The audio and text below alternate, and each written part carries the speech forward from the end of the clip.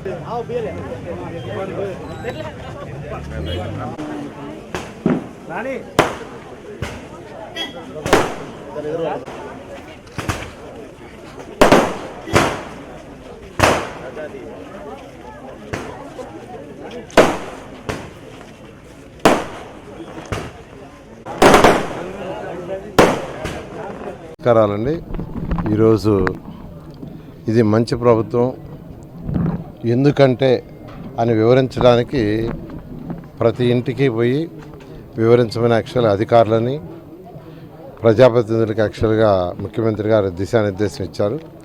20వ తేదీ నుంచి 26వ తేదీ దాకా నేను కూడా నెల్లూరులో యాక్చువల్గా నిన్నటి నుంచి యాక్చువల్గా తిరుగుతున్నాను.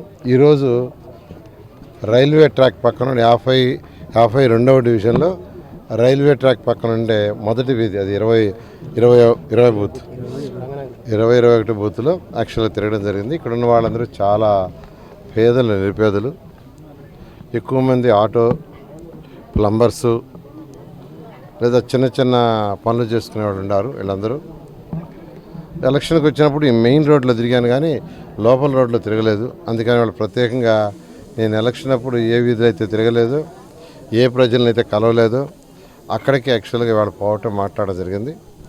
వాళ్ళకున్న సమస్యలు చాలా చిన్న సమస్యలు. మొదటిది సిల్ట్ యాక్చువల్గా రెగ్యులర్గా తీయించమన్నారు. కమిషనర్ గారు పక్కనే ఉంటారు, ఇన్స్ట్రక్షన్ ఇచ్చాను. అదేవిధంగా అండర్ గ్రౌండ్ డ్రైనేజ్ కానీ అయిపోతే అసలు ఎవరికి ప్రాబ్లం ఉండదు, ఈ సిల్ట్ అనే ప్రాబ్లం ఉండదు. అండర్ గ్రౌండ్ డ్రైనేజ్ పూర్తయితే అసలు మీ ఇళ్లలో వాటర్ భూమి లోపల డైరెక్ట్గా బయటికి వెళ్ళిపోతాయి.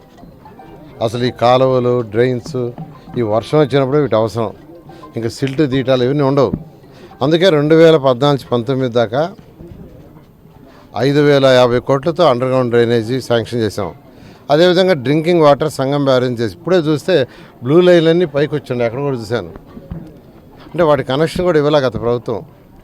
5 సంవత్సరాలు పరిపాలించి దాదాపు 85% అండర్ గ్రౌండ్ డ్రైనేజ్కి, డ్రింకింగ్ వాటర్కి చేస్తే దాన్ని పూర్తి చేయాలి 5 సంవత్సరాలు. అది నిజంగా దారుణం. సరే, ఈ మధ్య అధికారులతో అంతా మాట్లాడితే యాక్చువల్గా అది ఆ రోజు అట్కోలోని తీసుకొచ్చాం. అది కూడా రాష్ట్ర ప్రభుత్వం కట్టేటట్టుగా మొదట మున్సిపాలిటీ కట్టేటట్టు చేసాం. మున్సిపాలిటీ కట్టేటట్టు తీసుకొచ్చాం. తర్వాత ప్రజల మీద భారం పడకూడదు అనే ఉద్దేశంతో ఆ రోజు ముఖ్యమంత్రి గారిని నేను అడగటం, ముఖ్యమంత్రి గారు సరే రాష్ట్ర ప్రభుత్వం కడుతుందని యాక్చువల్గా ఆ రోజు శాంక్షన్ చేయడం జరిగింది. అయితే దానికి హడ్కో లోన్ ద్వారా తెచ్చాం. హడ్కో లోన్ వాళ్ళు కడతారు. అయితే దాంట్లో నుంచి ఇంకా 200 కోట్లు రావాలి. ఆ 200 కోట్లు వస్తే పని పూర్తవుద్ది.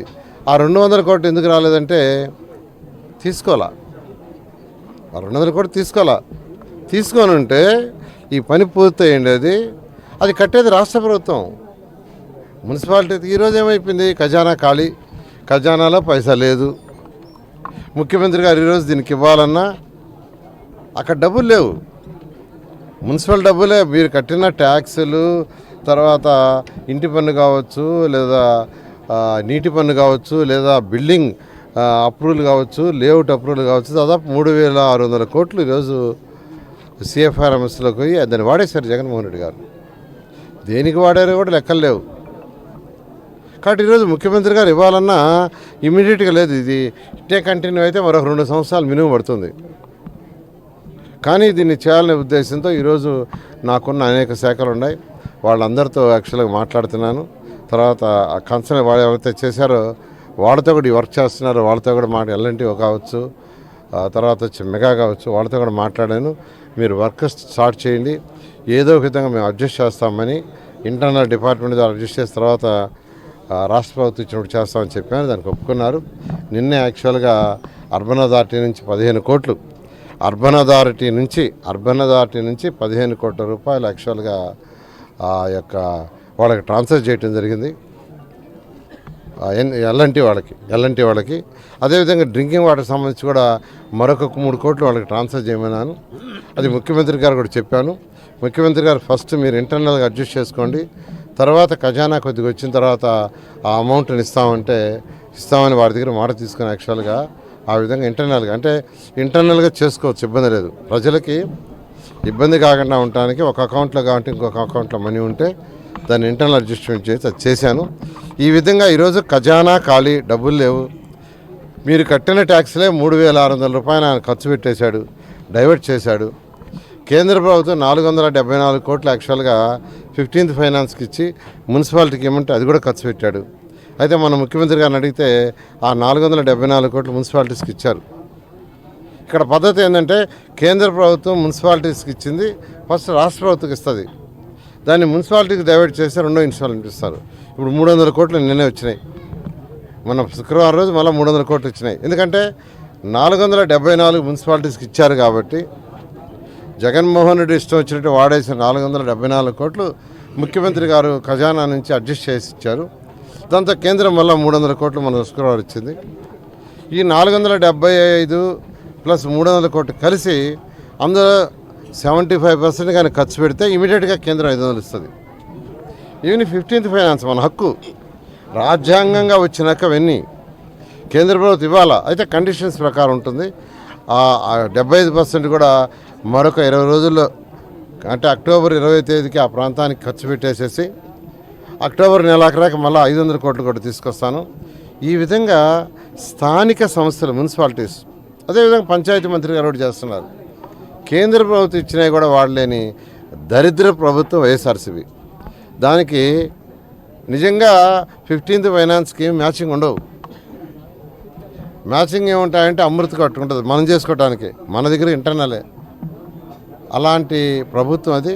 అయితే ఖజానా ఖాళీ ఏమీ లేకపోయినా ముఖ్యమంత్రి గారు ఎలక్షన్స్కి ముందు ఏదైతే ప్రామిస్ చేశారో ఆ ప్రామిస్ నిలబెట్టుకోవడానికి యువతకి ఫస్ట్ యువతకు ఉద్యోగాలు ఇవ్వాలా, ఇలాంటి వాళ్ళ అన్రెస్ట్ వస్తుంది, వాళ్ళ అడ్డదారులు పడతారు, అంతే కదా. వాళ్ళకి ఉద్యోగాలు లేవనుకో ఇంకేమవుతారు, దొంగతనాలు, నెక్సలిజం వస్తాయి.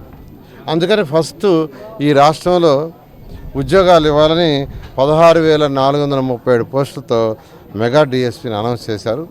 అది త్వరలో ఎగ్జామ్ కండక్ట్ చేస్తారు. అదేవిధంగా పింఛన్లు 3,000 ఇస్తున్నది 4,000 పెంచారు. పెంచడమే కాదు 3 నెలలు అరియర్స్ కూడా ఇచ్చారు 7,000. అదే జగన్మోహన్ రెడ్డి సంవత్సరానికి 250 పెంచారు. కానీ చంద్రబాబు నాయుడు అటు కాదు, మొదట 200ని ఏకదమ్మని యాక్చువల్గా 1000 చేశారు, 1000ని 2,000 చేశారు. 2,000ని 3,000 చేస్తానంటే జగన్మోహన్ రెడ్డి ఏదో మాటలు చెప్పి చేయలేదు ఒకసారి. కానీ చంద్రబాబు నాయుడు 3,000ని 4,000 ఒకేసారి చేశారు. వికలాంగులకి 3,000